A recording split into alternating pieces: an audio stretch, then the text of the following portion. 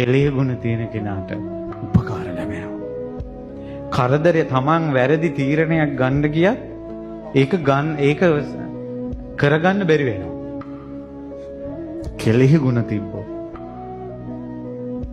ඊට පස්සේ කියනවා කෛරාටික අසත්පුරුෂයා උදව් ලබන නමුත් අනුන්ගෙන් ඔහුට වහා අමතක වන්නේ. අසත්පුරුෂයාට උදව්වක් කළොත් අමතකයි. හැබැයි මොකක් හරි එයාගේ හිත රිදෙන එකක් කිව්වොත් මැරෙනකල් මතකයි. ඔයාලට උදව් කළ දැන් ඔයාලා බලන්න තම තමන්ගේ ජීවිත. උදව් කරපු අයද මතක, ඔයාලගේ හිත රිදවපු අයද මතක.